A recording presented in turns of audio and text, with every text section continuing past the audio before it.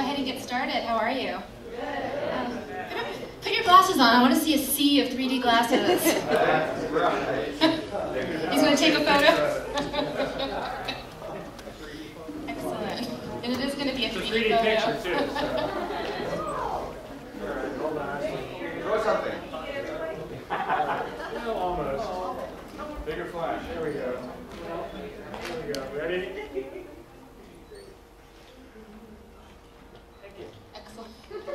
Thank you. So my name's Christina Rice, and I oversee the photo collection here at the Los Angeles Public Library, and I want to welcome you all this evening to George Mann's Lost Los Angeles. Nathan, you're here. Hi there. Just briefly, the program's going to run up till 7:45. The library does close at 8 o'clock, so any of you that parked underneath the building and did not get your parking validated, be sure to get out to the information desk by 8 o'clock and get your parking validated.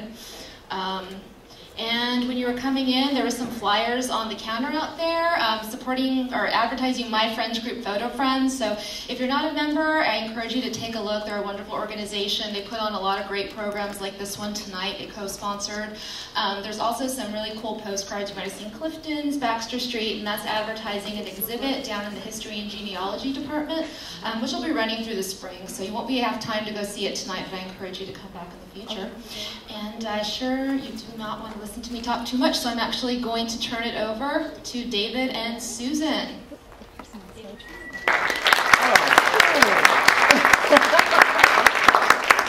Hi and welcome. I'm David Starkman, and over here is my wife and partner, Susan Pinsky. We've been members there. We have a local 3D club in Los Angeles, which I'm going to plug just for a sec. The LA 3D Club originally was called the Stereo Club of Southern California, but that name got kind of old.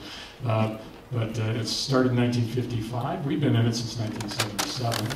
And if you're interested in doing your own 3D photography or learning how to do this kind of projection or anything related to 3D, see us after the show, and we'll be happy to give you info about the club and their website and all of that. I think I'll just turn it over to Susan and start the show, and we can get the lights turned down. And there's the remote control. Yep. And we'll both narrate the first section. Hello, everyone. I'm Susan Pinsky. Has everybody got 3D glasses? Or I should say, does anyone not have 3D glasses? I don't see any hands. Just yell if you don't have them. Okay. Okay, everybody ready? Let's get started.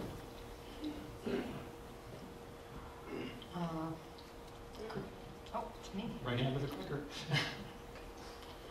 Shameless plug. This is the newest slide in the show. And this is our company, Real 3D Enterprises, so we thought we'd start out with a new slide. And that's what we looked like about 30 years ago. I thought this was us about 100 years ago. About 100 years ago. Well, we look good for 100, don't we? Yeah. Oh, wait. Go back more. Oh. There we go. So 3D isn't new. If some of you see those cards in the viewer there, 3D goes back over 100 years. After the birth of photography in the 1840s, they started taking 3D pictures using a single camera shifted over to take a second picture. The moment there were cameras, they figured out that they could take 3D pictures, and that's what they started doing. Of course, once they discovered there was photography, they figured out about nudity too, and so they said, wait, I've got a camera. Could you take off your clothes? Anyway, this is an old stereoscope, and many of you probably know these from your parents, your grandparents, from collecting them, seeing them around town. They made millions. The producers of these cards made millions and millions of cards on every category you can imagine. And this was one of the shops where they were making them every step of the way by hand, printing them out, cutting them. They were all photographs. Nothing, well, there were lithographs, but mostly they were photographs. They used what looks like children. Yeah, and the basic principle is there's two images there. They're not identical. They're taken from two different viewpoints, just like your eyes see from two different viewpoints. Miss, do you have glasses? Okay. And when you look into We're the waiting viewer, for you to put them on.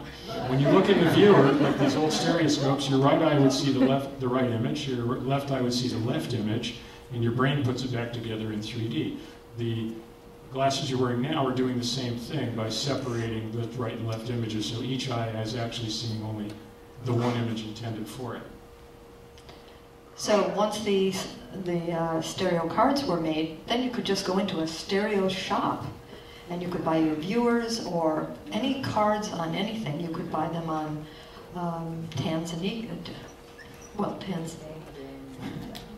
Niagara Falls.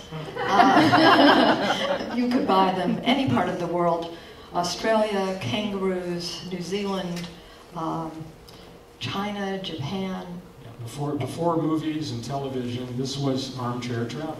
This was the way to see everything that was out, and to see people in foreign countries and see what other people looked like and what they were doing. The first president to be photographed was Abraham Lincoln, and he was photographed in 3D. Of course, don't we love his hair? He'd just be perfect today. He would be perfect today. Chris in the center. Sit in the center section. Sit down. Spot up here. Nina's over here. Just keep going. Okay, does she have a seat for me? Okay, thank you. So when you went to school, everybody got their own stereoscope. You had to put your hands behind your back, I think, for this shot. But everybody got their own stereoscope, and this was the way you looked. Somebody talking?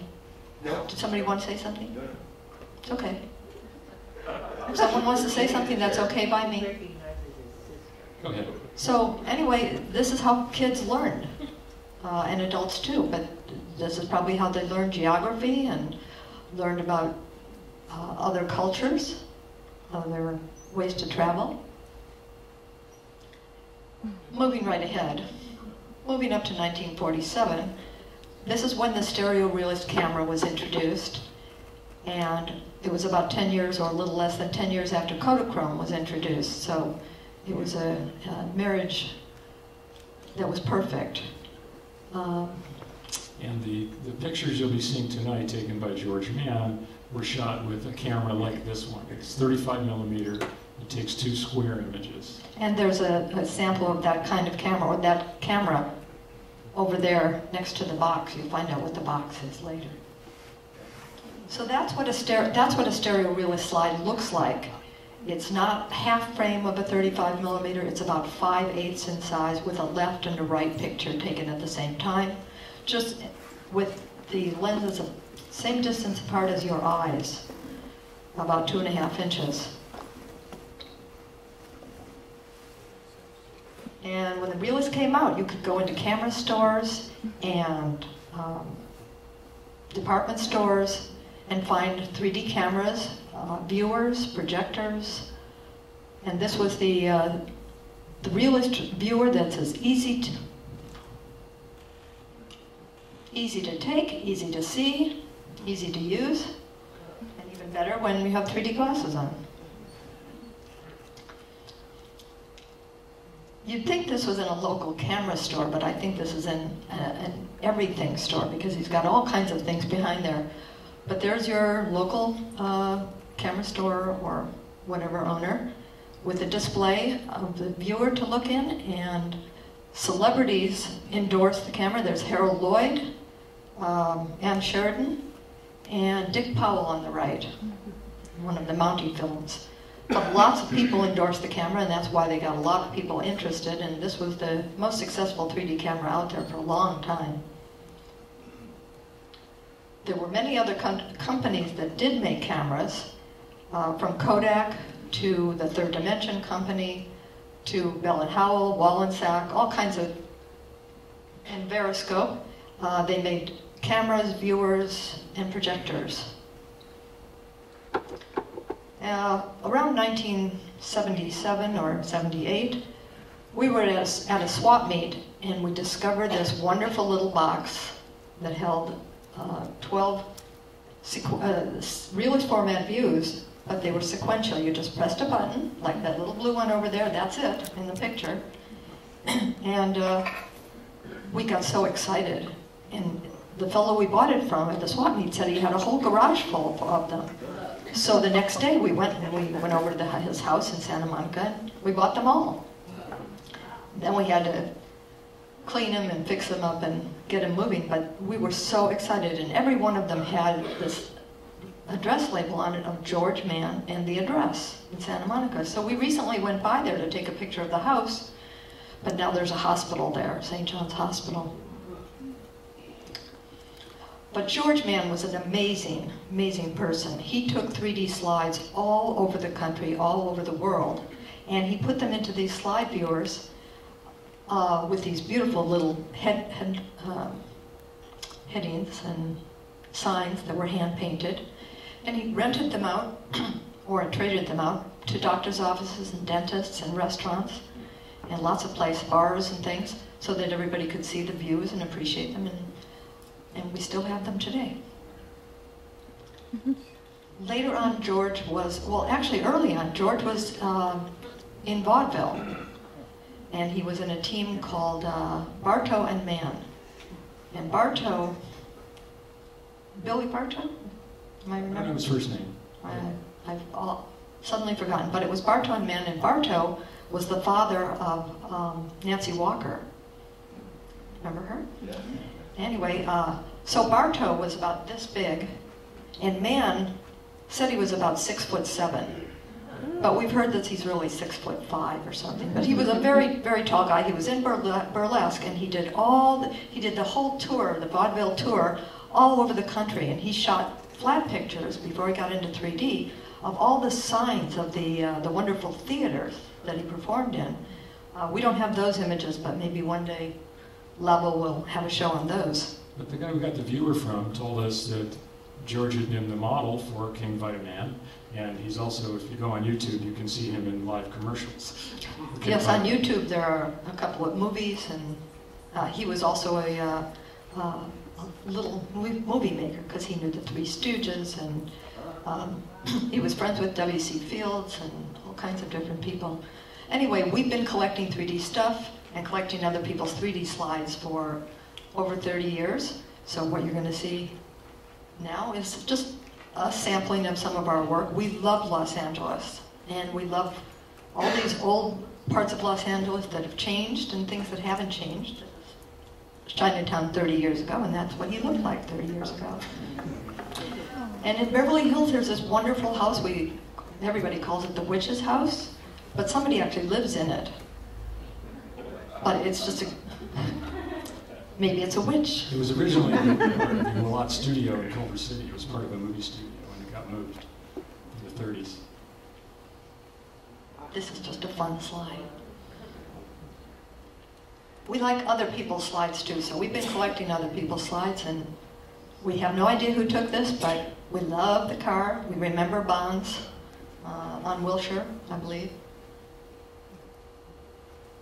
And don't you love that car? That's one of those concept cars, and I think this is the 1955 Motorama or something. GM? Well, if Charles Phoenix was here, you could tell us which car it is. Charles, are you It's here? not a predictor. Yeah. Well, it's not a predictor, but it... It's like I think it's a Ford Futura or something like that. The Futura? Futura? Okay. But, you know, can you just see being in that clear roofed car in this heat? Oh my God, you'd suffocate.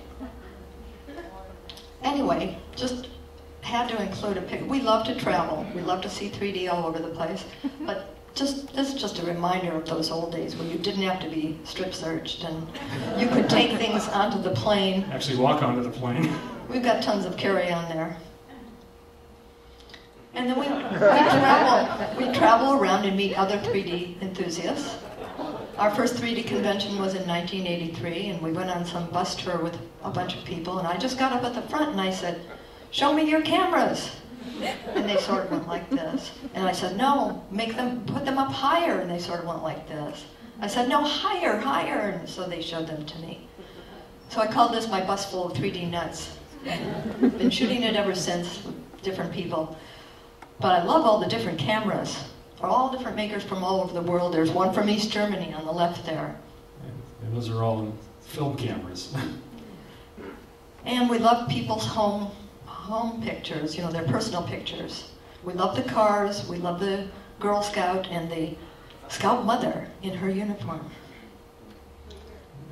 What year? This is in the mid-1950s, probably it's 52 in or 3. Hills. We know the maker. I mean, the sons of the maker. He's not around anymore. We know one of those guys. We don't know which one, but we know. And their father collected these great cars. So that's a Triumph. Triumph P1800 with a rumble seat. Before the TR3, that's a rare one. In like the late 40s. And we love this. Can you imagine 9 kids in a car? And we've met that man standing there. He's 93 today, or soon he's 93. And they went driving off with those kids in the car, just like that. I think they only lost 2. And we all know Watts Towers. We love Watts Towers. I've always loved Watts Towers. Yeah. We'll see more of it later. Did somebody want to say something about Watts Towers? We have more coming. No, save it for later. Okay. This is a house in Beverly Hills at 507 Rodeo, and it's taken from the alley. And I watched this house being built and shot hundreds of pictures of the place, but it's just so amazing. I mean, you can't see, you would probably have to go on Google and look down on this to see the beautiful tile mosaic on the roofs, because you can't see it anymore. This was the Warner Theater on Wilshire near Beverly, in Beverly Hills. And years ago... My mother won a free trip to Japan there. Really? His mother won a free trip to Japan there, and that was before they knocked it all down. I loved that theater. Yeah, we were sad to see it torn down and took some pictures. 1958? Free trip to Japan. Oh my God. Imagine They had to give an extra one to her twin sister. They had to give an extra one to her twin sister. Well, you got to go with somebody. That's great. Anyway, I saw this being bulldozed down and knocked down, and I have a little piece of it somewhere. But this was a movie palace, and it was tragic. I'll wait till this young woman gets her glasses on. Okay, you're here. Well, stop that. Put your glasses on. I think it was You can do that later. around 1980, something like that. I don't remember exactly. Yeah. You got your glasses on? You ready? Okay. Stop texting. Let's keep going. Okay, you can text if you want, just keep your glasses on. David took this shot in Maine. This ship that had been sitting there for 100 years. And we thought, well, we should take a picture of it. And apparently 2 weeks later there was a storm and it got knocked down forever. But we love old, wonderful things in the country, all over the country, all over the world. This is Ellis Island. And they're just in the process of cleaning it up and getting all those buildings that have been out of use for 50 years. Bless you. They're getting them back again, so hopefully one of these days we'll be able to go through them as tourists. Diane Woods and Brad Smith were the ones that we found out more about George Mann, because Brad Smith is his son. And we had these George Mann viewers for 30 years, and it never occurred to me until a couple of years ago to look him up on the internet. So I did, and that's how I discovered LAVA, the LA Visionaries Association, and I was so excited to find George Mann, pictures by him. And I looked at them and I thought, these have to be half of a stereo picture, a 3D picture. So we contacted them, and we got together with them. They live up in Berkeley. And we were so excited to see they had a whole wall of little yellow Kodak boxes with all of his slides. Oh my God, my heart was thumping like crazy for months until I contacted them about digitizing some of them. And these are the little hand-painted signs. It went on the top of the viewers that he rented out. And he had hundreds of these. He went everywhere. They took a bunch out so we could take pictures of them, and you could just see so many subjects. This is just a sampling. We just went crazy when we saw all the places he had gone. No, he had a painter. Apparently he found some painter, and they were all done by one artist. But you can see he also had other friends at the time who were photographers. he put their slides in there. Peter Gowland was a famous fashion photographer at the time, so he loved to do those sort of semi-nudes and nudes. And this is George Mann.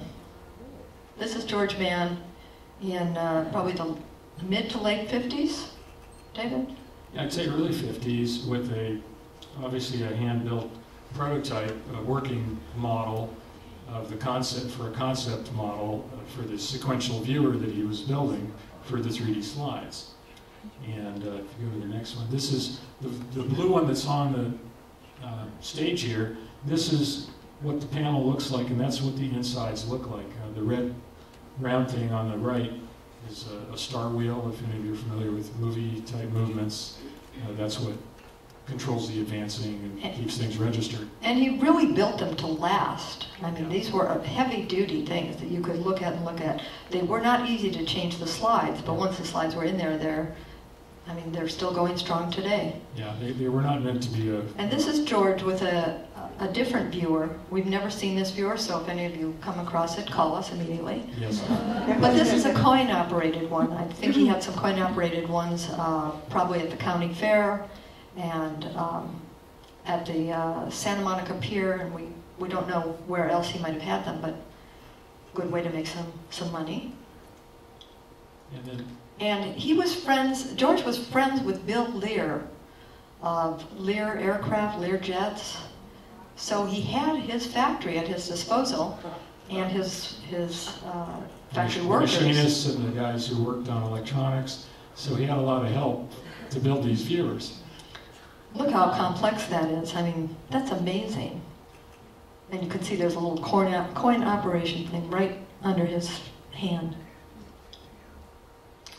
And so he had molds made, and there's some guy working out the interiors to go in that, and somebody who's painted them. They're sort of crinkle black.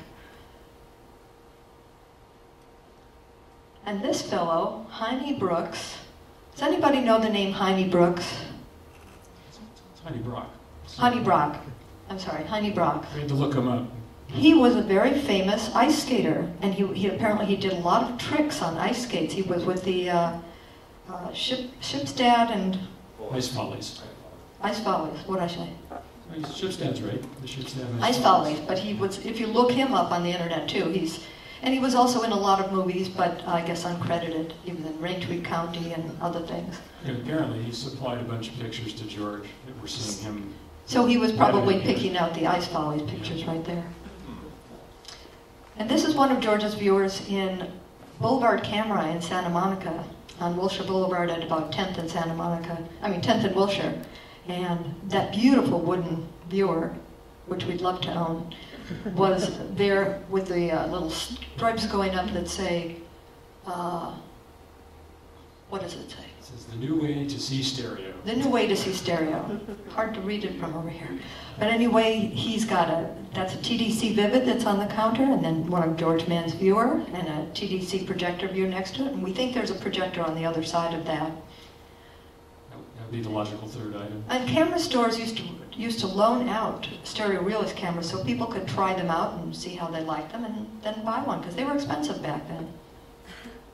But you could go into restaurants and look at that looks like the same viewer we've got. Yeah, so this series is, thanks to Brad and Diane, they sent us all these pictures showing George's viewers in use. At Ted's Grill, and that's Ted. So he was very proud of having one of these viewers in his place. He also made ones for use at trade shows, and this is a three viewer display, which we'll see in the next slide, in use, probably at the Pan Pacific or one of those trade shows, and people just lined up to look in and see the 3D pictures. We don't know what they're seeing, but we'd love to know. Well, whatever Royal Electric makes. They really lined up. Yeah. But they didn't line up as much as when they got to Miss Universe. But you like Miss Universe, then you like Tempest Storm. Woo! I think this was at the Santa Monica Pier, the peep show. We think it was. Does anybody remember this at the Santa Monica Pier? Somebody or say somewhere yes? else? Where was it? I believe it was Santa Monica. Yeah, okay. Do you remember seeing the Tempest Storm pictures? I don't recall that. Oh, darn. Well, we'll just have to imagine. I remember the name. Oh, I remember the name, and I wasn't even. She's older than she looks. Well, that was in the earlier 100 years.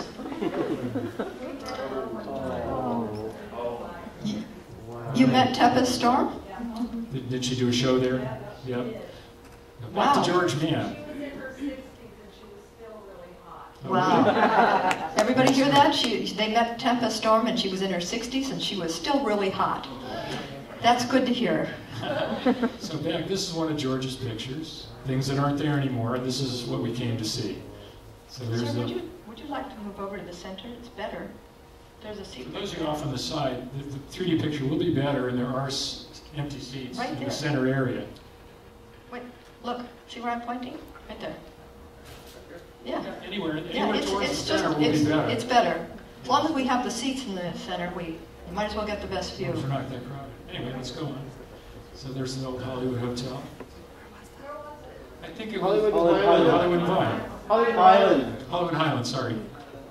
And then, tell us about this. Is the building still there? No. NBC's gone too. What's there now? It's Home Savings of America. Sorry? And a fountain. Oh, Chase Bay. Yeah. Oh, Too bad. Nice On fountain. that what a Tacoma tragedy. This is Hollywood. I think the NBC building's gone, but look at those cars. Yeah. Yummy. Wow. Oh, look at that Art Deco moderne. Yeah, we love that too. Greenland. Even at Marineland, they made her wear heels. That's disgusting. But it's a great shot. That's Bubbles the whale. Ah, okay. He's covered in bubbles. And don't you love that bathing suit? Does not look comfortable at all, does Blue it? rubber. Blue rubber. Neoprene. Boy. Go ahead. George liked to do trick photos. Wait a second. What is he doing with that gun on the counter? Well, he's protecting his money, obviously. I think somebody's taking his money. That's why the gun is there. Fairplex. The LA County Fair. County Used to Fair. have a monorail. It isn't there anymore. Yeah. I remember the old monorail, but then I'm 150. And Watts Towers, again, we love Watts Towers, and these were some that, this was one that George took. Remember the old days where you could walk in there and walk around and touch everything and walk into the towers? And how many of you remember Corriganville and Crash Corrigan? So this is Ray Crash Corrigan That's him, that's Crash Corrigan, at Corriganville. Corriganville. It was a western town, and they also rented it out as a movie set. A lot of westerns were shot there. And I think that's why he built it, so that there Yeah. would be a place where they, when they were shooting westerns, they could leave their equipment out there, and then he also made money by renting it. I don't know, where was Corriganville? Was it a girl? Simi Valley. Simi Valley. Okay, and this is again Corriganville. They hired actors to hold those positions so George could take a picture. Don't move, don't move. Don't move. I'm not sure if those are actors. Hollywood. So was it built 1958? It was finished in 1956 Six. and designed by Welton Beckett. We love this shot, but we love this one even more. Isn't that a beautiful composition? He really had a great eye, and he captured these. I mean, thank God that this building is still there, but not with that '56 Chevy in the picture. It'll look better with two big towers on each side. Oh yeah, that's right. Why didn't they think of that then? 150-foot height limit. Sorry, 150-foot height limit. 50-foot height limit? 150-foot height limit. Oh, 150-foot height limit? Now or then? Then. Then. Okay. Now they get variances for all that stuff, so they can make them go 90,000 feet in the hum. So George did some commercial photography. This is of the DC-3, and to caption his pictures, he brought his chalkboard, and there's his camera bag with his little sign that he wrote to caption his photo. I suspect he never went anywhere without the camera and the camera bag, the chalkboard, and chalk, and plenty of film. You're not going to see him tonight, but we saw a lot of pictures with the chalkboard in it. Yeah. Ah, the old days. Look, she's even wearing flats. On a DC-3. You have to puncture the skin of the airplane if stewardesses were real. Absolutely true. You would. Those white heels today would puncture the, and the helium would all go out. So this was for one of his travel sequences for probably a travel show. There was a header for this, a sign that said La Paz, California, in Baja, California. But there's a woman standing on this whale. I mean, the nerve. She's not wearing heels. The other woman standing next to her probably is stuck in the sand because she's wearing heels. But I just loved these pictures where the whales just came right up to the shore and they're like, pet me, hug me. I would do that. Anybody been to this spot? Do they still do this? Anyway, I don't know, but I supposed to be La look Paz, at that. Baja. That's all we know. Is that gorgeous? They're not. And when I saw the first picture, I thought, oh my God, they're dead. But no, they're clapping and happy, and they want to hug and say hello. George had a lot of friends in Palm Springs. I don't know if they all like to drive up to the pool. We're glad he missed going into the pool. But I love the Jag XK. It's a 120 or 140, I don't know which. But anyway, it's a nice roadster. And this is a nice little picnic. By the freeway. Next to the freeway. That's where we always go to picnic. Yeah. Let's just find a nice spot here and we can just breathe in those aromas. And this is in Hoppy's restaurant. Don't love that dress. I think I used to own that dress. And the white gloves. But it's a good example of how his viewers got used, on display in a restaurant, for example. And she's just happy to welcome you to look in that viewer. And so any of you who missed that viewer, take a look over there when we're done, or after we're done. There's George Mann on stage. Now you got to look at him when he's being serious here, because he was really a comedian, and he's standing there with Harry Von Zell. Harry Von Zell. Right. Remember from Burns and Allen. Burns and Allen, yep. And next. But this is really how George looked. When he was on stage, I'm not sure what his act really was, but he played a big baby, and he must have been an awfully big baby at 6 foot something. Doesn't he have cute legs? He's just so adorable. Except this.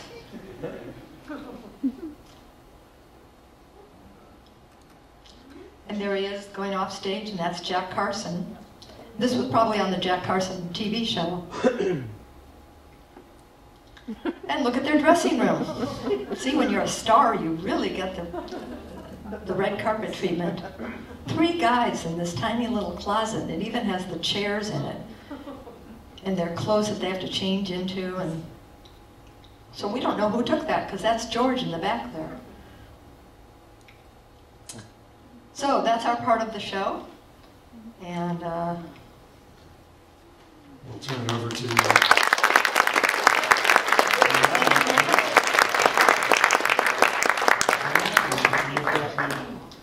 Give me the... For the right is forward. Perfect. Perfect. Nathan, Gordon, come on up. Okay, hi, I'm Richard Schave. I want to introduce you to my 2 good friends. This is Nathan Marsak. And this is Gordon Pattison. We're so happy you're here.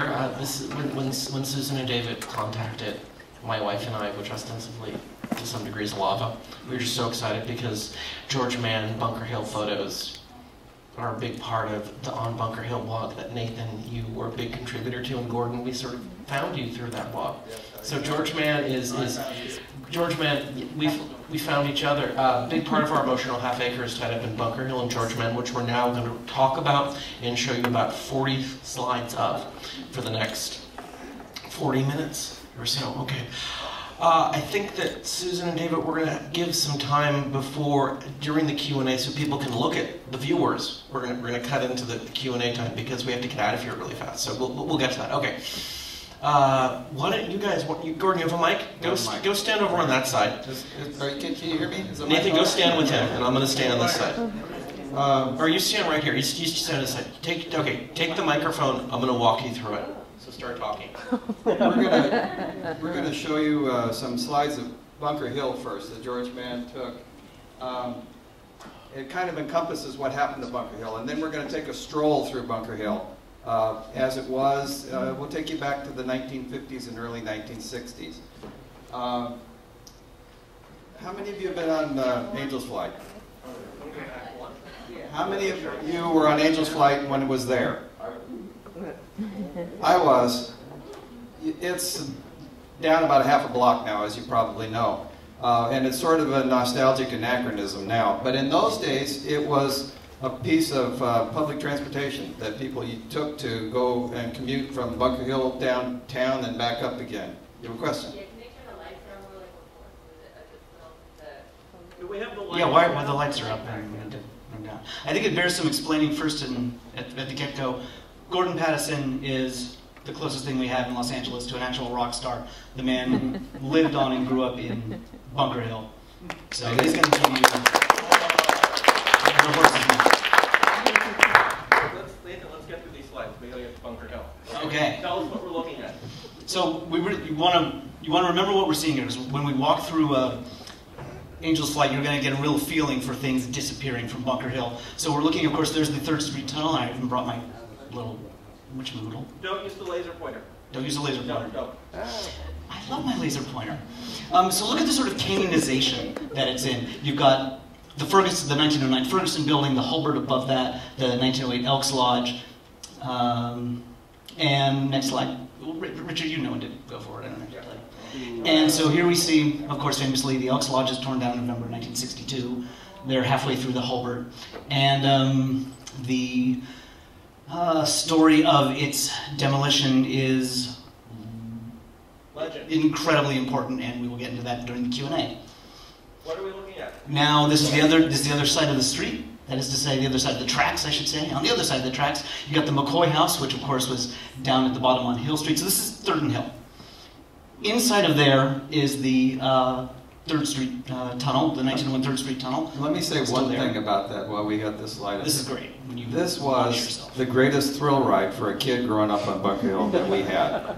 Because if you were in that car on the right-hand side, first of all, these cars look like they're going to hit head-on. And at the last minute, they swerved past each other and missed by inches. I mean, a couple of inches. And that if you were in the uphill, the car on the right, as it was coming down, that pass happened right at the cutout of the tunnel. So it looked like you're going to be launched off over the precipice. And all that adventure only cost a nickel. Now, if you remember, there had been a big building behind, the one with the wonderful porches, that's the Sunshine Apartments. Behind there had been the Hillcrest, where Ralph Meeker goes in and Kiss Me Deadly and finds the opera star. Well, the CRA, the Community Redevelopment Agency, famously with the tall black hats and the mustaches. Famously, the very first building they ever really got their grubby clutches on. You can see how we feel. In November of 1961 was the Hillcrest, with great fanfare, and the crowd went wild. Yay! And here's one of the great cars, the 1910 cars that replaced the earlier cars, but the ones that we know and love. Olivet and Sinai, the wonderfully biblically named, looking down. And there's the demolition of the Hulbert. So things are going away, but it's Christmas, so everyone's happy. That is beautiful. And even the FP Fade building in the distance is gone.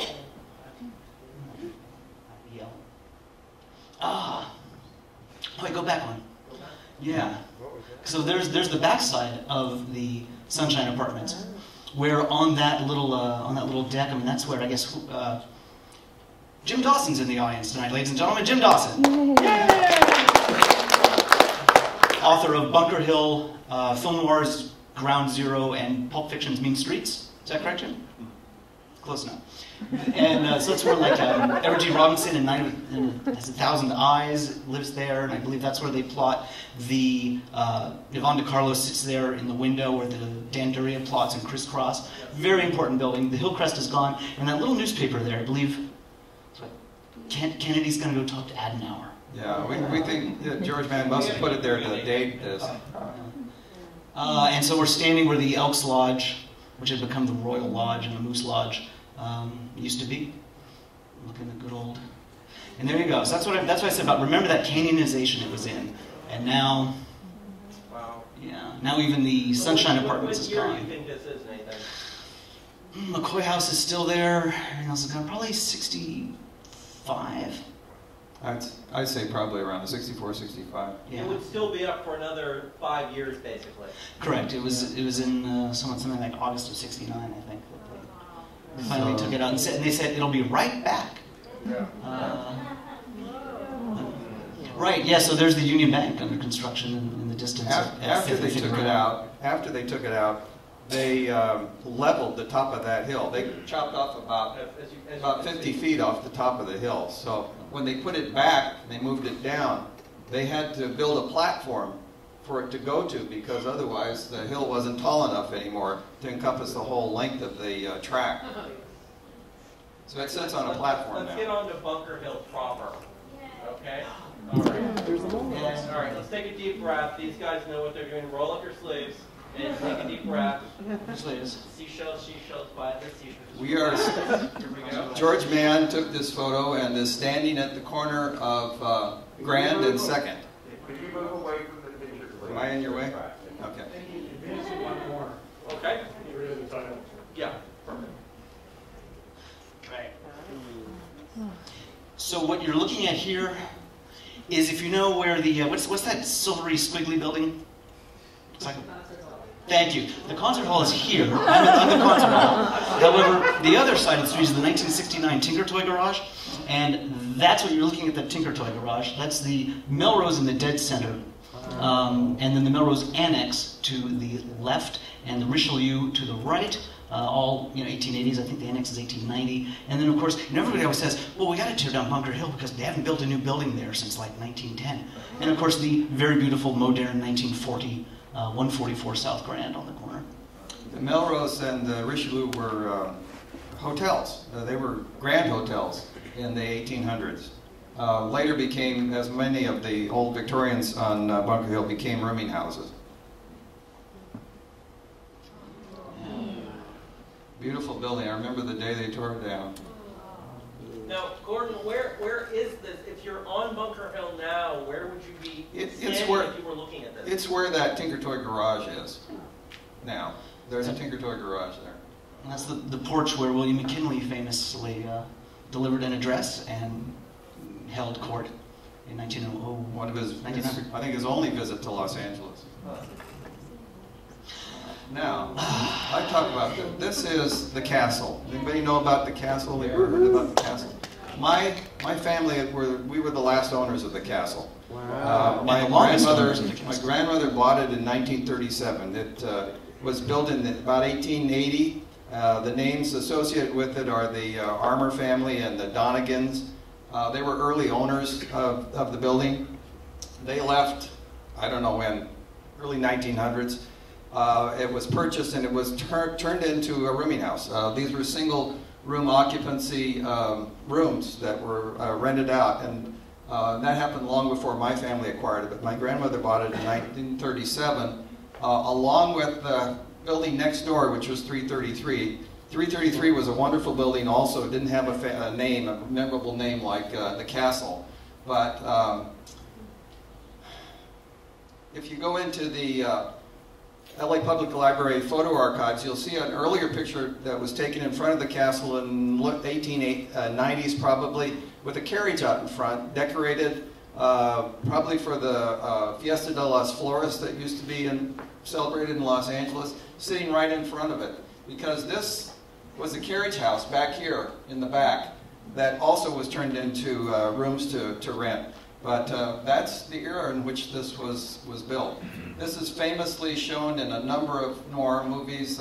Kiss Me Deadly is the great one, because you can't see it in this photo, but there were beautiful stained glass doors, double doors at the entrance there, and you can see those in the movie. Although it's in black and white, you don't get quite the real effect, but nonetheless, they were beautiful stained glass doors. That's the scene where he goes, he's looking, and there's the old Italian man, Right, the furniture, yeah. And he'll say, oh, I thought an angel had taken. Yes, and you look down the street and see the Edison.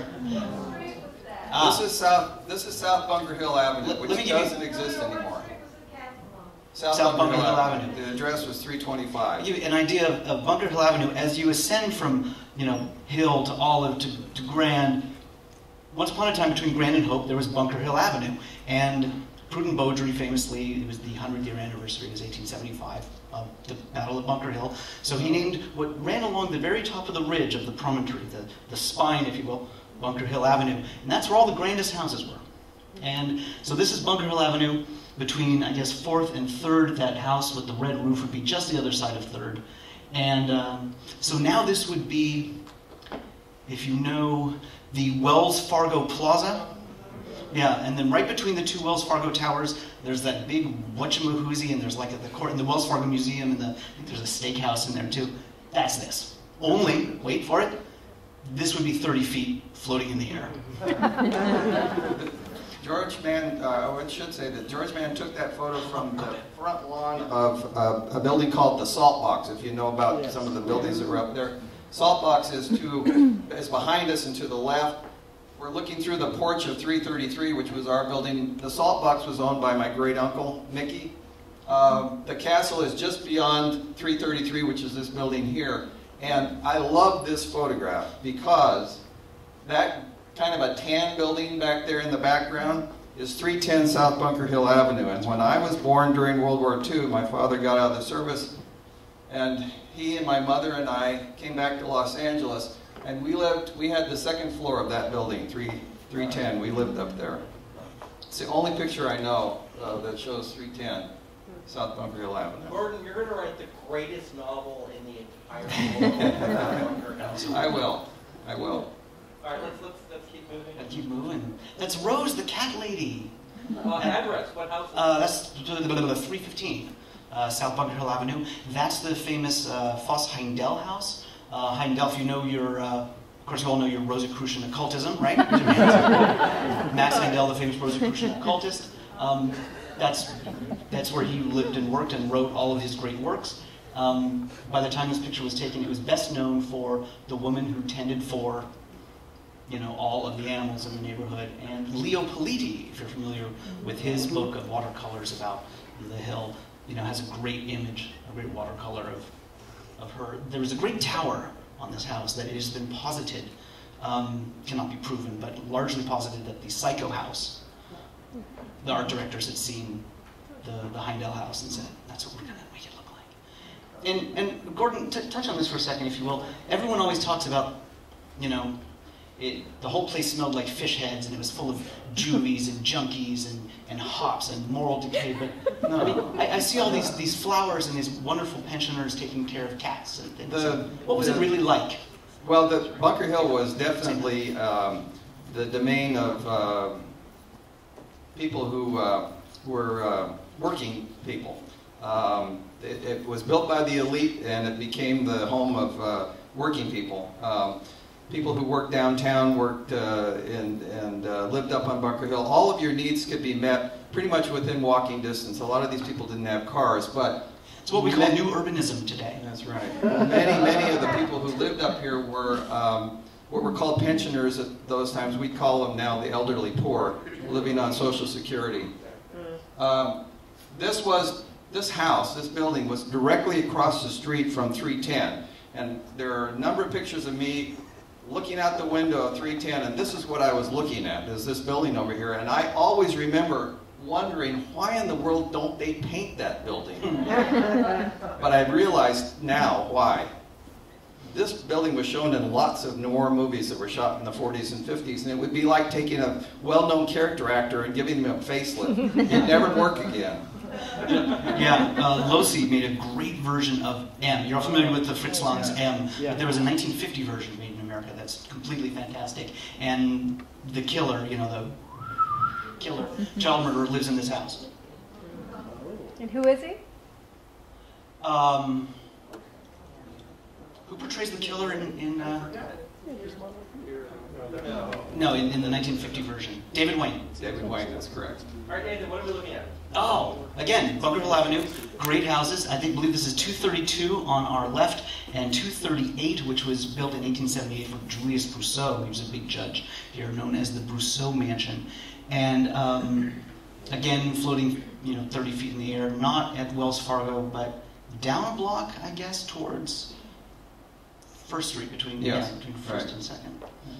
And 201 South Bunker Hill, so on the corner of Second and Bunker Hill Avenue, so just as you hit the crest. And this house was always very well kept up, unlike the Heindel house. Yeah, this was very well kept up. It's like the buildings now that are over on Carroll Avenue. Yeah, and a lot of, see, here's the thing. Starting about 1937 with the City Housing Authority and the election of Fletcher Ball Run going on, all the way up through the 40s and the CRA and stuff like that, there was, you could smell it, the bulldozers were coming. So a lot of people started letting their stuff go. And the more they let their stuff go, the more people, the Chandler and the Times were saying, "Why, look at this place, it's a slum." Well, some of the people were like, this aggression will not stand, man. And so they kept their places looking fantastic. God bless them. The buildings were definitely old. Many of them were very well kept up, but when the CRA made their intentions known to tear down and level the whole place, over the course of about 15 years that it took to do all of that, people stopped taking care of their properties for reasons that you can imagine. And so things got somewhat run down. But there were lots of, the buildings were old, but they were well kept up, and I wish they were still there. And you can see too, look at the wonderful view all the way. That view would be looking west, northwest. Do we have slides in the show of the hill at Second and the tunnel? I don't think so. So. That's that same building. Another shot straight on. So yeah, as you would go up Second, which was the main sort of commercial thoroughfare, you go past the Mission Apartments and the Dome, which are all sort of super iconic, and then this at the top, and then you would head back down towards, Flower and Fay. That's one of my favorite shots in this whole sequence. That's so Los Angeles. What are we looking, Nathan? What's the address? Where are we? What are we looking? Well, now we're looking at, who's seen Shockproof? Yeah. That's the house, and that's where she lives in Shockproof. She's up there. Koster House, I think. That's the Koster House, known for the Costers who built it around the turn of the century. And so we're looking down Second. So the earlier house, 201 Bunker Hill, would be up here. We're looking down Second towards Olive Street. So we're just above Olive, Second and Olive. In the distance, you've got Olive Court over there. That tripartite beige building sitting on top of that big hill is actually sitting on top of a big hill. That's Hill Street, like 30 feet below it. That's all been completely, that's an old Denison Farwell building called the Moorcliffe. And then right behind that, of course, is the old, John C. Austin Art Deco State Building, which was torn down in '75. But, this is, and we love seeing this in color because, of course, I've seen pictures of this for 20 years. One of the things you can see here, too, is that the hill was transformed over a number of years, over a number of decades. You see cars parked over there. Well, there used to be buildings there. Right, that was the Argyle. Right, so today, if we were at this trying to match this view, we'd be looking at the Mosque Courthouse.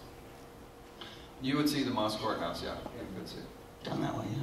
Well, yeah, where the Moorcliffe is a parking lot. The Mosque Courthouse is actually across the street from that. Because if this is Second, So the structure we were just seeing, the Koster House, is actually the back side of that. So the front of it is here. That's that. Now you remember the Melrose and the Richelieu? Those are they.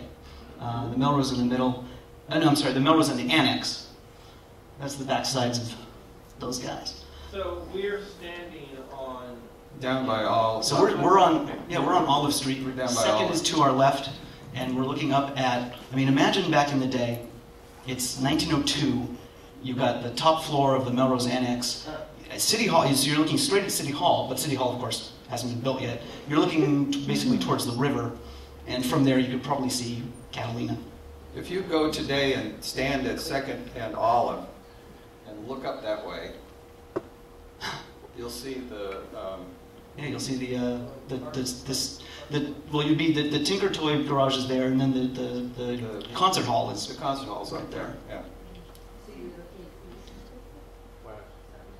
We're looking west. Northwest. Sort of northwest. And then right here would be, I guess, the Colburn School, and then where the Brousseau House, those two together with the little jalopy in front, would be over there, and that's where, I guess, that's exactly where they're building the that honeycomb hideout. Yeah. What's it called? Eli Broad. Yeah. We're 3rd and Olive now. Mm-hmm. So, and now this is just a giant wall of the Angeles Plaza, the 1980 modular Dworsky designed old folks complex. This is called the Astoria. The Hillcrest used to be right next to it, and the site of one of the most grisly killings in Los Angeles history, the very little known Marguerite and Edmund Wharton killing of 1937, as committed by Robert Nixon, one of the most heinous serial killers in all of all of American history.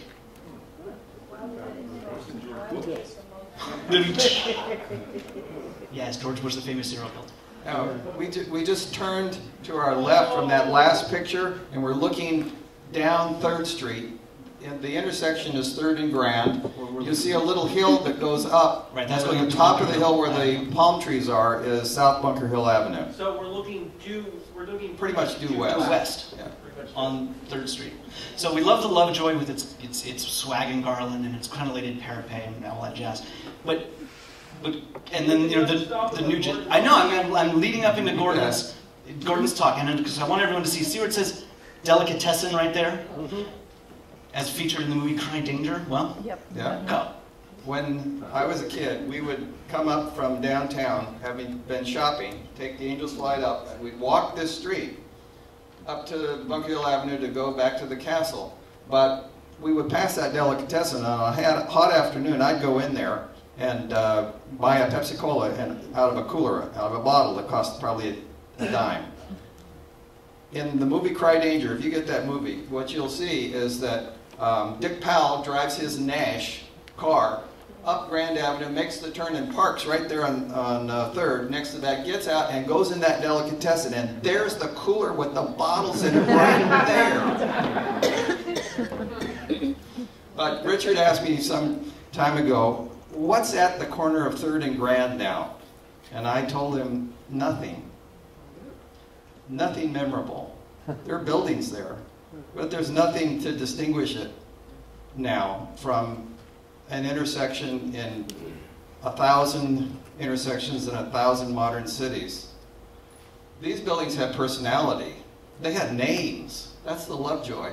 That's the Nugent. They're not there anymore, but they sort of float ethereally up above, at least in my mind. Now, Nathan, you just found a postcard recently that showed us that the Nugent, the Grand Hotel that the Nugent sits in, was actually elsewhere earlier. No. Oh. That it didn't have the fire escapes in its central bays. But it was always there. Oh, okay. Before the delicatessen was in there, the Angel's Flight Pharmacy was actually located where the delicatessen is. It moved catty-corner across that intersection to occupy another building, which is where it was for many decades. And if you see old silent movies made by Harold Lloyd that were shot up there in Bunker Hill, you'll see it. You'll see that intersection. I think it's in Never Weakened, where he just puts all the sets down and makes it all. Where are we looking at here? So now, if you were, let's see, what are we just looking at? We're at 3rd and Grand, and you turned around and went down to Olive, and then started heading down Olive towards 4th. You're like, I'm gonna go down to like Purging Square and hang out all day and bourbon. So now you're heading down Olive. Actually, in Dreams of Bunker Hill, John Fontaine did that.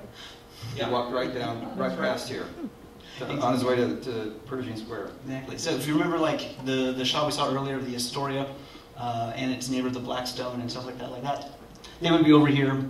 The upper terminal of Angel's Flight is over here. So you cruise down Olive, the old De Leon apartment hotel, and these sort of like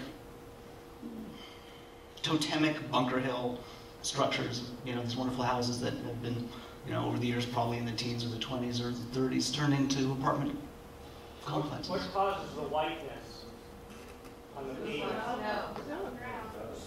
Snow? No, I don't think. There were sometimes it snowed in Los Angeles, in downtown Los Angeles in the 1940s, but I don't think that's snow. I think it's just the way the photograph is processed. I have no opinion. What? Are you kidding me? I think we have the saturation.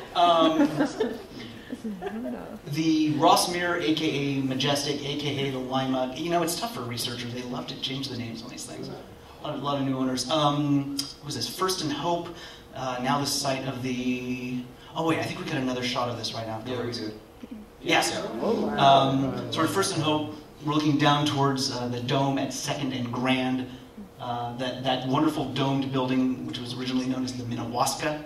That is the site of the Eli Broad Art Museum, and this building is the site of I think it's called the Bunker Complexo. It's like some sort of low-rise 1980s apartment complex. And something really fabulous happened here. The bulldozers were across the street. There were these guys making a bunch of noise tearing down an old structure. And so a guy up in the upper reaches of this structure, of course, just happened to have like a big bow and arrow. He started firing arrows.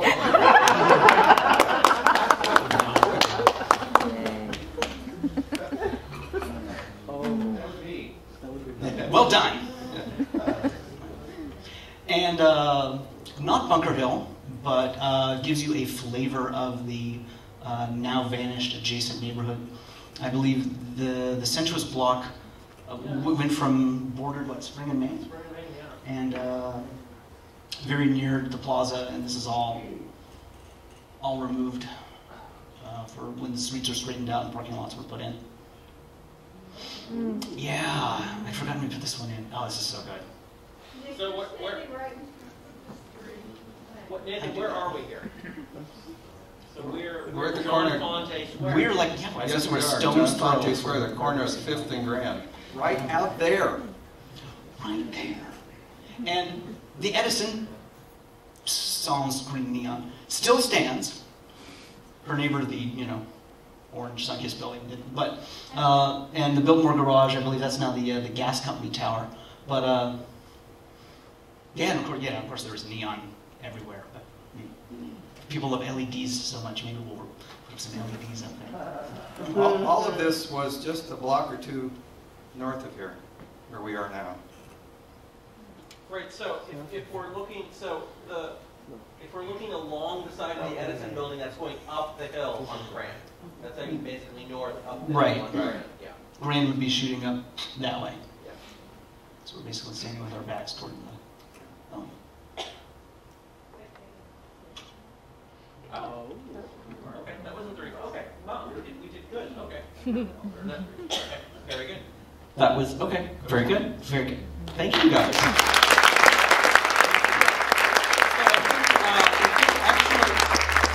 I think I'd like to just go back.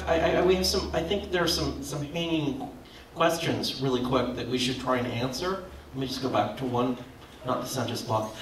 Nathan and Gordon, come back up just for a second. So George Mann was taking photos here. David, what do we have dates on? I forgot off. 62, 60. Looking at the chronology of the Angels Flight pictures, I think he was there in the late 50s, maybe before everything was torn down, probably 57, 56. Well, no, the Melrose was torn down in 56, so that was before that. And then he went back as they were tearing things down in the early 60s, so probably 62. That newspaper, I think, was from 1962. So George Mann was documenting this lost neighborhood. Nathan, you've mentioned several times the CRA, and I know that they filmed Judy Garland's apartment in The Star Is Born in the beginning because they were about to demolish that whole block. So what happened? How did this entire neighborhood of 9,000 people, 135 acres, get the axe?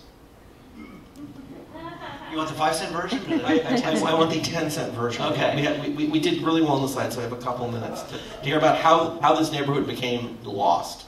Gosh, I didn't. Okay. Oh, There are 3 points. I picked a photo of the Minnewaska, so you can talk about the Great Arson Fire. That's at the very end of the story. That's Babcock and the Great Arson of '64. Allegedly. Alleged. Acquitted. The destruction of Bunker Hill, let's see, has three points on the political timeline. Are you going to keep your glasses on? Yes, I feel I'm deep. I'm really good. They're all in 3D.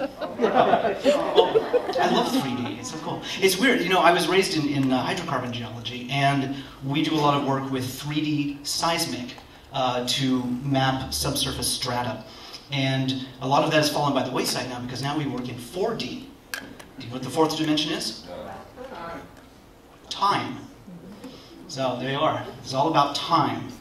Anyway, the destruction of Bunker Hill began as a, left-wing piece of social engineering. It began in 1937 with the passing of the Housing Act, with the starting of the CHA, City Housing Authority, and the election of Fletcher Bowron, who was very pro-public housing. All through the late 30s, early 40s, building a lot of public housing, a lot of social engineering. Everyone, we're going to make everything better through all this, it's a long story. Point 2. What happened from there is, what integrity the Democratic Party had left was then, famously in 1949, sold out by President Truman to a cabal of bankers and developers so that they could pass the Federal Housing Act. Now what's important there is, the first acts, and when the 45, and when the CRA in Los Angeles was opened, it was point for point, slum for slum. Let me tell you one thing about liberals and conservatives. Liberals talk about slums. Conservatives talk about blight. That's the important shift we're going to see soon. So, what Truman's point was, it's like, we'll give you federal money, but we can allow you, in 1949, this is in July 49, to take homes by eminent domain, but you don't have to build homes. You can also put in commercial and industrial. That was a huge change. 2 months later, the CRA makes Bunker Hill, all 136 acres of it, area number 1. And they said, it's slums, and it's also kind of blight. And what had happened then was, then it all gets, in point 3 on the political timeline, that's when it all gets sold out to, a bunch of developers who lived out in the valley and a bunch of like that. A man named Sesman, who had been on CRA forever. Actually, it was funny, it was the hardcore conservatives and the hardcore leftists that actually banded together and they started saying, this is all a bunch of crap. And it was guys like Roy Ball, who was a really stalwart, cool dude, and he was like, you guys are going to have $250,000 when you displace between 9 and 11,000 people? And we're like, yeah. And Roy Ball's like, that's not going to fly. And it was all the the right-wingers who were like, you're going to start taking people's homes? That's communism. Well, communism was actually what threw this project into the hands of the GOP. Because in the early 50s, where were we? Red Scare, stuff like that. People got very excited and they said, we can't have public housing, you're going to have communists. So, LA Times says, we need a puppet. They toss out Fletcher Bowron, who was, of course, super pro-public housing. And who did they elect? Norris Paulson, who just basically did this. And he said, okay, I'll do whatever you want. Push through the city council. City council was completely against tearing down Bunker Hill. But of course, once Paulson was done with them in 1956, that's right, from 45 to 56, 11 years, they didn't tear down a thing. 56, city council finally says, let's do it. And by 61, that's when they tore down their first building, the Hillcrest Hotel in November. And from there, it was just pick, pick, pick. And there was a really good fight against it that people seem to forget. It was mostly the Realty Board, the apartment house associations. There were a lot of people who were believing that there's going to be some really bad precedent set here about infringement on property dwellers. And but the powers that be were too strong. Kicked out all these people, gave them a pittance. It was really a terrible thing. And then it sat fallow basically until the big boom of the 80s, and then it is as it is today. I'm going to interrupt you.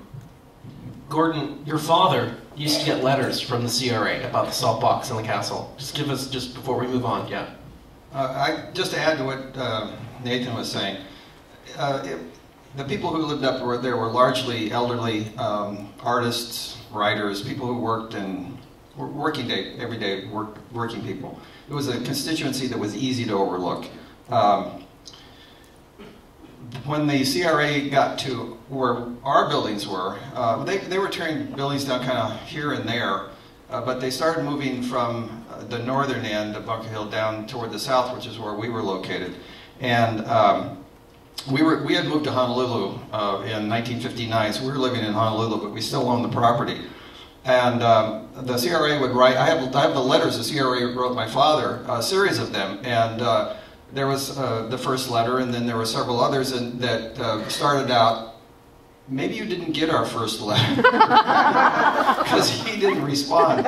So in about 1963, 64, when almost everything else was gone, the Historical Association, and now I forget the exact name of it, but they decided we ought to save something of this.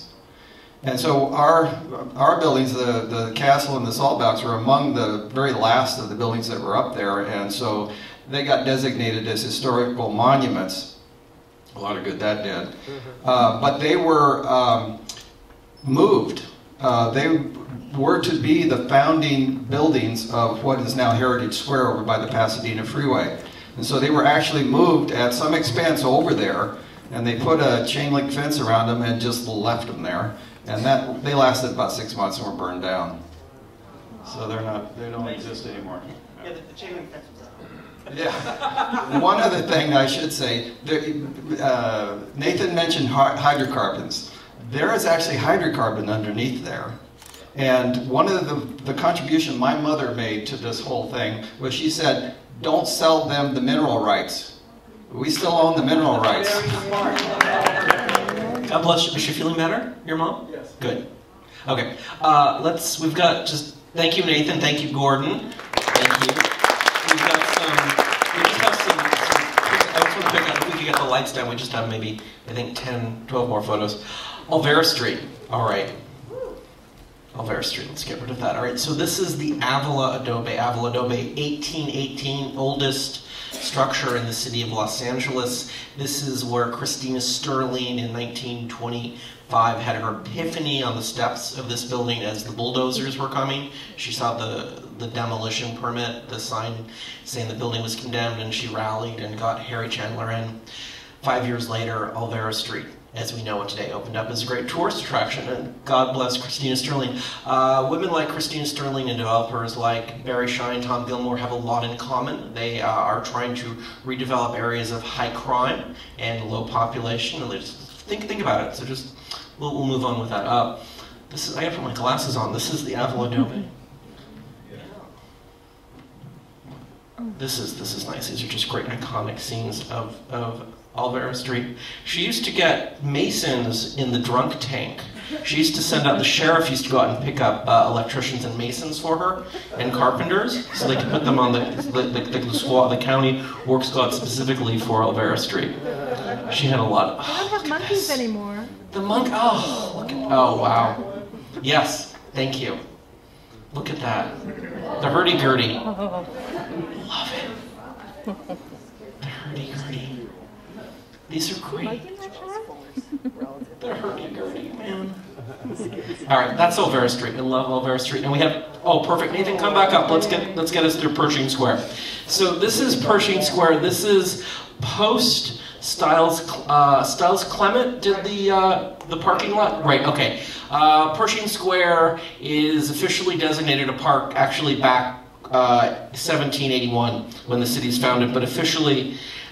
When the Americans owned Los Angeles, 1866, November 15, 1866, the city gets officially designated. 1870, November 15, 1870, they start putting money down and planting it. This is a shot taken in the early 60s, it looks like. The banana trees are relatively late to Purging Square. This is after the park is closed in 1951 for almost a year to put in a 3-story parking garage and a bomb shelter. So it's really, I know Aldous Huxley was right in Ape in Essence. Go back and read that, he was a genius. So, Go ahead. I have to make a comment because my cousin, two of my cousins here are here, Don and Gary Henderson. The Henderson, my grandmother was a Henderson, and she had an extended family. There were lots of brothers, and she had a sister. But every year in the 1950s, we used to have a family reunion, and we would meet at Purging Square. You remember that? How that looked? Yeah. What was that? Yeah. Fantastic. Thank you. Yeah, these banana trees, they ripped them out, and they went to Disneyland for Jungle Land. Yeah. Neat little tidbit. Look at yeah, because Purging Square actually, because they ripped out all the interior for the 51, but they actually remained fairly lush around much of its edges, and it had like special areas just for ladies. It was very nice. So it actually retained and maintained some element of dense overgrowth. But it was Sam Yorty in the mid-late 60s, because he was a suburbanite. He hated anything downtown. He said like that had to do with gate cruising. Well, yeah. This is a generation of cities of men. Yeah. He just said you got to tear out everything that looks like you can hide in it. I think at this point, when these photos were taken in the early '60s, the LA Public Library still had a branch in Purging Square where you could check books out. And I haven't confirmed a close date on that, but during the Depression, it started.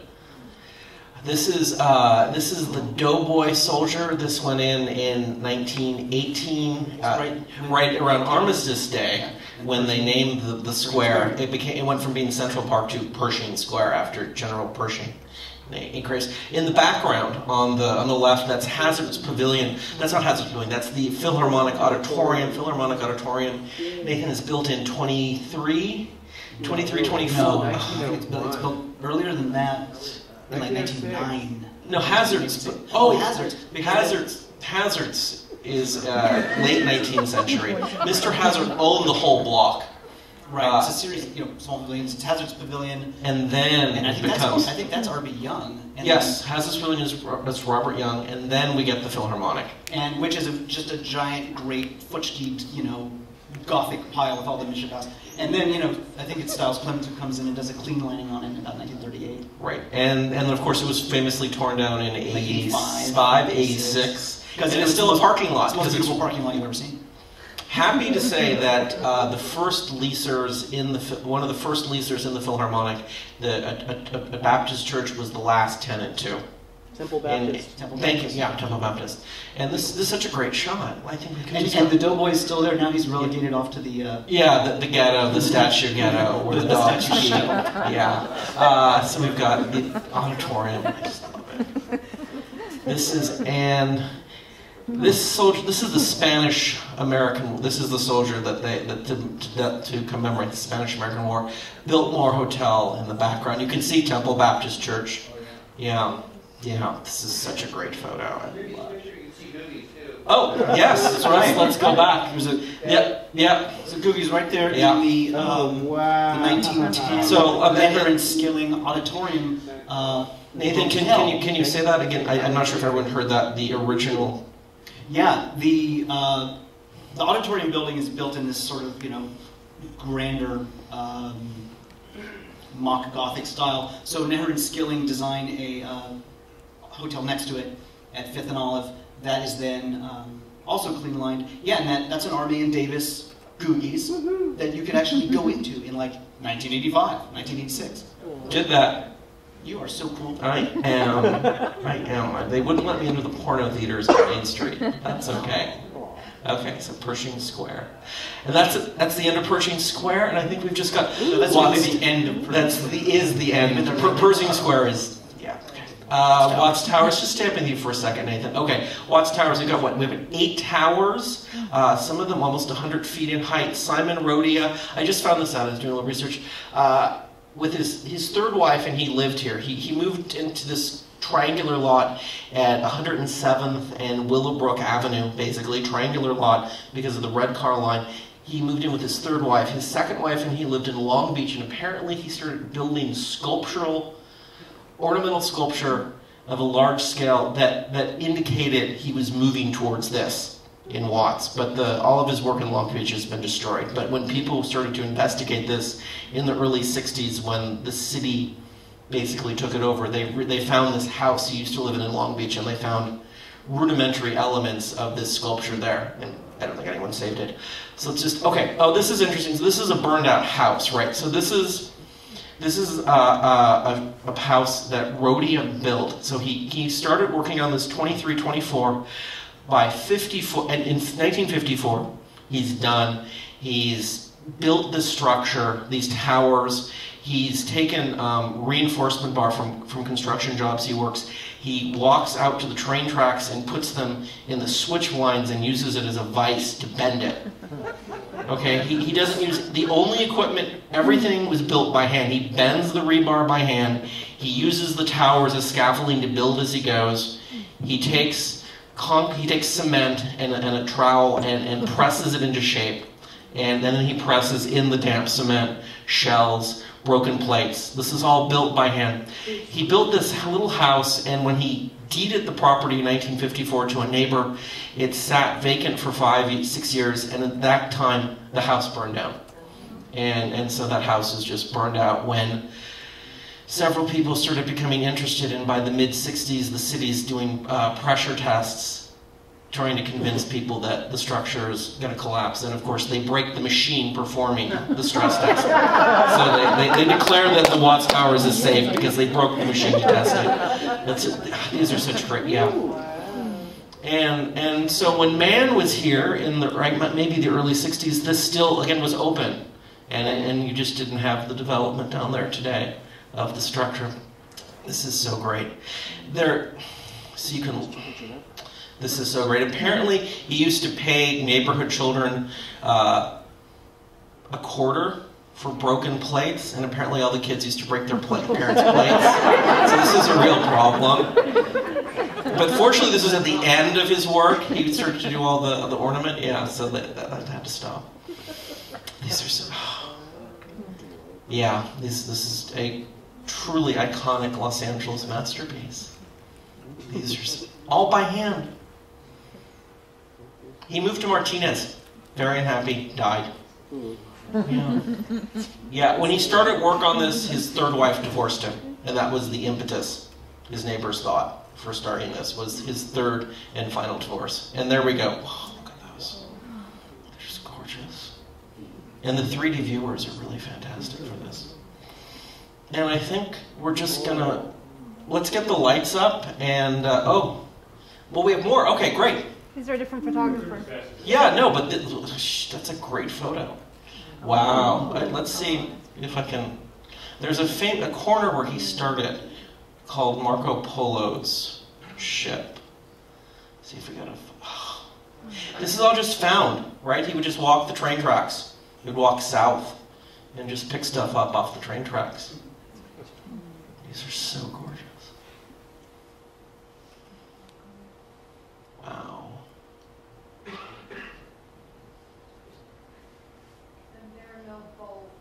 No bolts, no, just rebar, cement, yeah. So it's completely intact. This is the shell of the house that we saw earlier. You can see the center is the fireplace, and the charred wood. It's still reinforced concrete. Yeah. Oh, this is so great. I love these. I know, these are just... So everyone should go down, the city of Los Angeles. There's a cultural center there now. I think they're open 6-7 days a week. Go down. The end. Oh, Friday and Saturday? Okay. All right, let's get the lights up and let's get some questions. I know we have lots of... David and Susan, come on, let's... Richard, what are you going to build in your backyard? Yeah, I'm just working on I'm working on a pergola, a really simple pergola. I'm trying to be really simple. Okay. We have basically 15 minutes till we have to clean up. David, do you want to, or Susan, if you want to come up? People have questions. So, Nathan looked very cute with her glasses. You might want to take them. I don't care. All right, so who has questions? Actually, before we start, we have to start cleaning up at 7:45. It's now 7:25. I want people to be able to get to look at the viewers, so maybe we should just say right now, if you want to get up and look at the viewers, go. Don't be embarrassed. Don't think you're being rude because people are asking questions. So because we have to start cleaning up in basically 20 minutes, we're going to let people look at the viewers now. Now, who has questions? Man in the white shirt, go. Oh, I understand that some of the palm trees that were in Bunker Hill were taken to Arboretum. Did they actually save some rare palm trees behind it? I believe you. I can't answer that. Nathan? There are some really interesting trees there. I mean, I've seen some really interesting cycads that were on Bunker Hill back in the day, but I didn't know that they went to the Arboretum. It would not surprise me. I mean, palm nuts are a rare breed indeed, and God bless them. So, some of the houses were moved to Carroll Avenue? No. That was my question. Did any houses get moved to Carroll Avenue or anywhere on Angelino Heights or anywhere else? There was the castle in the salt box went to Heritage Square, where they stayed for some number of months before they were deserved that official neglect and they burned up. But then that was it. I hear tell some good parts of Bunker Hill got chopped up and taken and installed into the Magic Castle. But those are just sort of bits and pieces of structure. Yes. A question right there? Go ahead.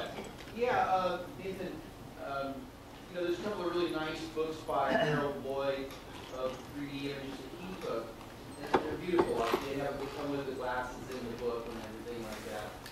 And just this seems like an obvious, book that we'd all like to have. I'm sure. Is it possible that something could be in the works in the future? Everything's possible. I'll partially answer that. Brad and Diane, the son of George Mann and his wife, she's a commercial photographer. Half of the 3D pictures, so a 2D version of many of these pictures, are already being used in postcards. I think it's Paper Moon Graphics and greeting cards.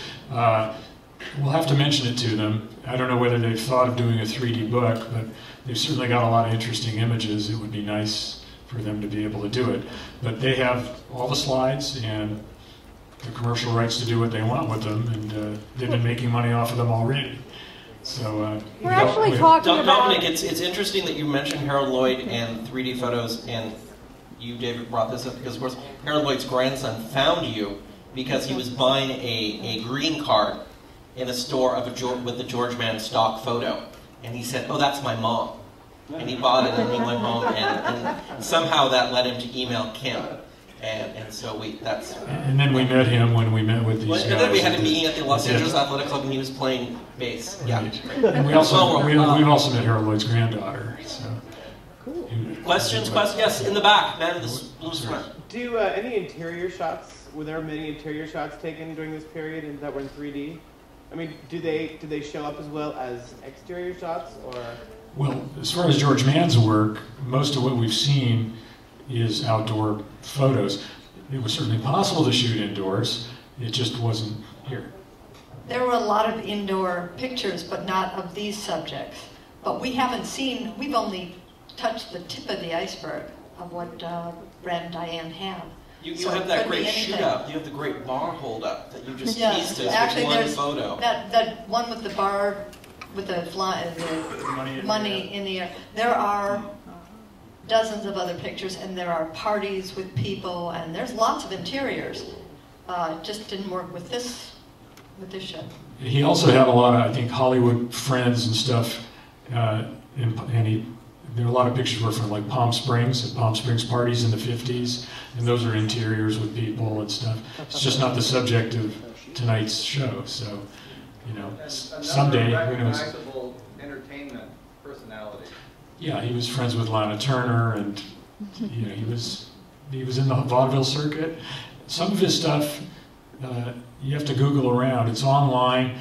He also shot 16mm films in the 40s and 30s, and there's some black and white, one he did with the Three Stooges, a 5-minute film with him and his wife, and interesting stuff. You just Google it. This guy's dying to ask a question right here. During Nathan's presentation, you mentioned something about the fight against the CRA, how that's a neglected story. Where's the best place to find out more about that? Buy him a ginger ale. Yeah, it's all in contemporary sources. It hasn't been put together. There is one really good book. I can't remember the name of the guy who wrote it. You should email me. I'll send it to you. Tom Sitton. Tom Sitton. Tom Yeah. Sitton. Tom Sitton, who's a retired curator at Natural History Museum, did a book about Beauron, about Fletcher Beauron and the politics of public housing. That's a very good book. There's another book about the public housing and how it related in Los Angeles to the Red Scare. And it also, it's a great, Google that too, but that goes into Chavez Ravine. It goes into a lot of stuff that happened in the 30s as they ramped up to Estrada Court, William Meade, Nickerson, Avalon, all these guys too. And that goes into a bit of the how the Realty Board and apartment complex boards like trying to fight the CRA. There's other stuff that's just in various newspaper accounts that I've looked into that they don't talk about, like Frank Babcock, who owned the Dome, and he tried to rally. There was a whole Bunker Hill because originally Questions about the book, which there is none. working on it. Coming soon. Back there? How were these images digitized so that we could see them? They're digitized on a flatbed scanner. So then how do you take the... Well, in a nutshell, I mean, we separately scan the right and left images. There's some free software we'll be happy to tell you about later where we, crop them, combine them, and it's not a lesson tonight, so but come to the 3D Club and you can learn how this all works. I've got to ask one of our clubmates. Eric had a question. I was curious. You had mentioned that there was some suspected arson as well as some other buildings. The aforementioned Frank Babcock, who led the fight against the CRA and brought suit after suit after suit against them and said that Sesnan was an oil man who was trying to steal the oil, he owned a bunch of properties. He was a property owner. A lot of property owners didn't want their stuff taken. And he owned the Dome at 2nd and Grand. And in 1964, which was slated for demolition, that was down the line. He was putting it off and putting it off.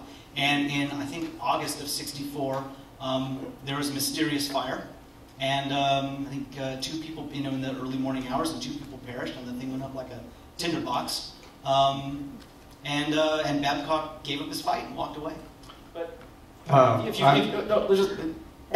Joseph Losey remake. One of the opening sequence, you get the shot of this 5-story open stairway in the Minnewaska, and you can just really see that's a chimney. It's just right. I want to say there's a conspiracy, but like the place was ready. There were some fires up there. And if you remember that picture of the castle with what was the carriage house in the background, that was burned down in 1962 and was cited as another reason why these blighted places should be taken off the hill. Somebody burned it down. Yes, man with the black shirt there, yes. You talked about several of these houses tentatively being moved off to Heritage Square. Did anything survive from Bunker Hill? I'm a Heritage Square volunteer, and we have exactly one case with several items. You have the front doorknob of the castle. And some tiles and some wood pieces. Yeah, because I've seen photos of it after the fire, and there was still like much of the structure left, and I'm like, you could have, remember like in Sleeper they had like his nose, and the building entire he's got still that much. I went to Heritage Square a couple of years ago, and that's in a case that's locked up, but they opened it for me, and asked me to identify some of these things, and I put my hand on that doorknob and I said, I've touched this before. I didn't remember exactly what it was, but I said, there was a spiritual connection when I touched that doorknob. I knew I'd handled this before. And I went back and I watched Kiss Me Deadly, and yeah, it's the front doorknob. I mean, the best remnants we have of Bunker Hill, besides slides and postcards and memories, and then whatever's in the Magic Castle, which I haven't nailed down yet, there's a retaining wall. John C. Austin built a hotel called the Fremont in 1904, and there's part of a retaining wall as you head up Olive, and it's on your left, it's right above the telephone building. And it's just this beautiful, like, ashlar retaining wall, and that's really the only really good piece left. I mean, there's some other buildings. There's the telephone building, and there's, the subway terminal building, and there's a couple of garages, but like for old Victorian.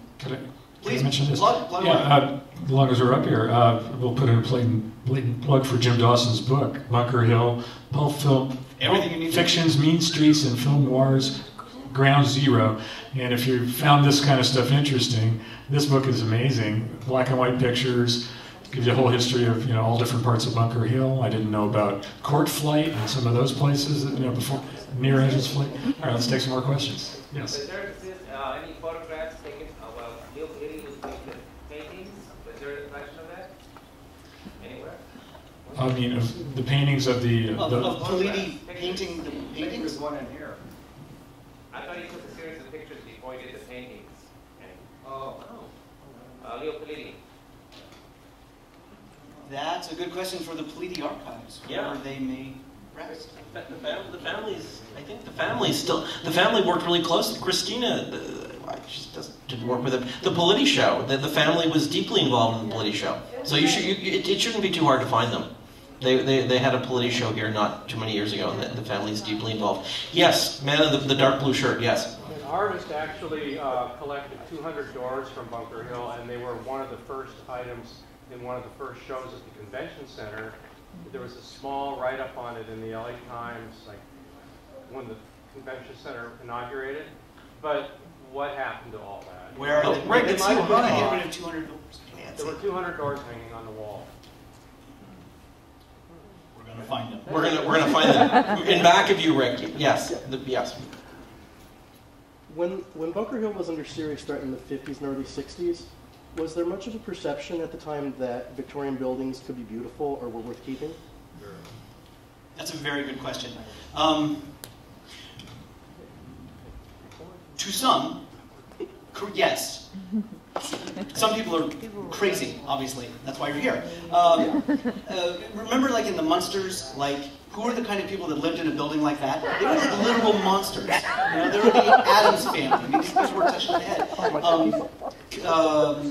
The people who were right and clear and correct were, either on the left and they believed in community modernism, and you were going to sweep away all this stuff and build like a Corbusier style perfectly, or you were on the right and you believed in corporate modernism and you needed steel and glass and stuff like that. Of course there were people who loved old Victorian architecture, and eventually people liked it, and then people started saying, oh, we should like Art Deco in the 70s, and they were like, what are you talking about? And then, I don't know, late moderne, and somebody liked Googie. Who's that?